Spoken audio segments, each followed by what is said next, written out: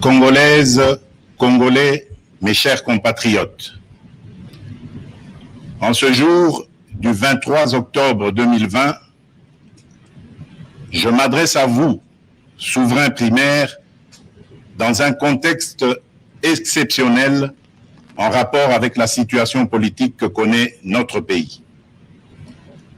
Ce contexte de fragilité de notre pays, de même que les résultats électoraux de janvier 2019, nous ont forcés à élargir nos rassemblements pour nous unir au-delà de nos familles politiques traditionnelles.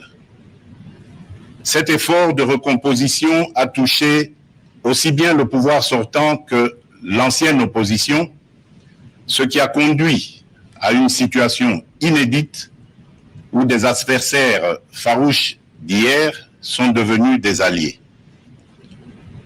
Nous avions choisi de gérer le pays au sein d'une coalition qui semblait constituer la solution idoine pour sortir le pays de ces différentes crises récurrentes et préserver ainsi les acquis de l'alternance. Malheureusement, près de 2 ans après, les divergences qui persistent entre les parties signataires de cet accord plombent les ailes de l'espoir de notre envol vers le développement. Ces divergences portent notamment sur les questions relatives à la paix et à la sécurité nationale, à la Commission électorale nationale indépendante, à l'organisation des élections, à la gestion du portefeuille de l'État, à la territoriale, à la diplomatie, à l'indépendance de la justice et à l'instauration de l'État de droit qui sont un enjeu majeur pour notre nation. L'importance de ces questions me convainc qu'elles ne doivent être laissées à la merci d'un seul groupe politique. Elles nécessitent un large consensus national. Mes chers compatriotes, la tâche que vous m'avez confiée est immense. Elle comporte dans l'urgence les objectifs ci-après. Rétablir la paix là où elle est compromise et la consolider là où elle existe. Construire la démocratie. Organiser des élections crédibles dans les délais constitutionnels. Renforcer l'état de droit. Bâtir nos infrastructures. Assurer la santé à nos populations, garantir l'éducation de nos enfants, donner une perspective économique à notre jeunesse et promouvoir davantage les droits des femmes.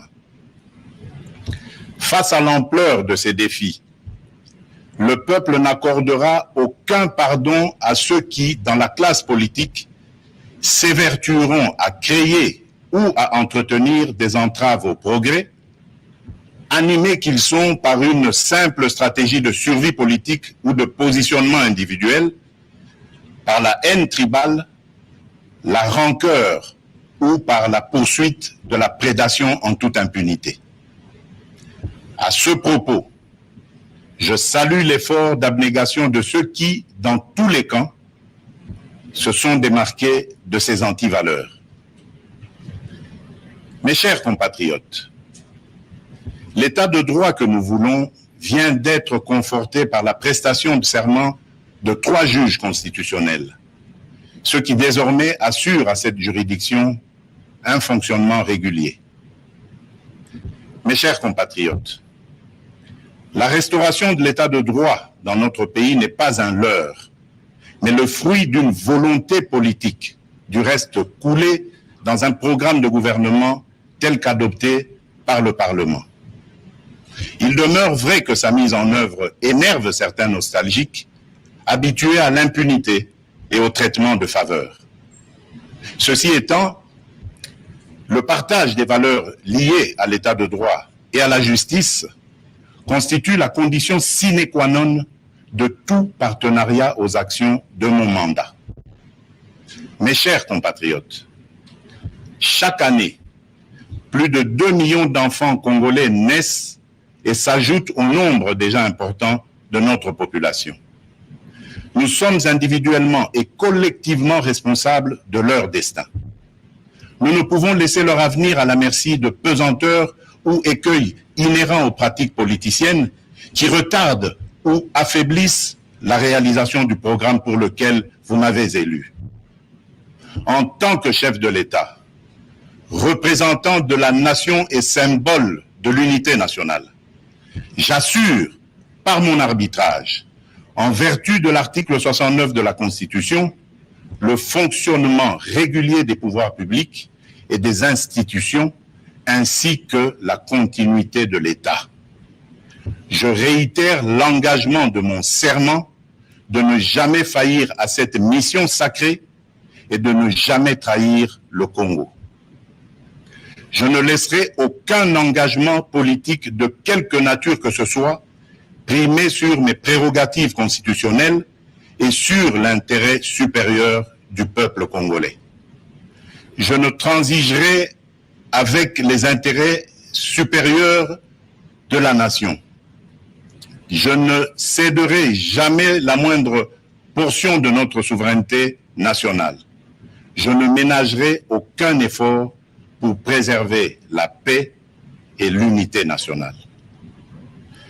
Eu égard à ce qui précède, et considérant que le salut du peuple est la loi suprême, j'ai décidé d'entamer dès la semaine prochaine une série de contacts visant à consulter les leaders politiques et sociaux les plus représentatifs afin de recueillir leurs opinions à l'effet de créer une union sacrée de la nation autour des objectifs précités.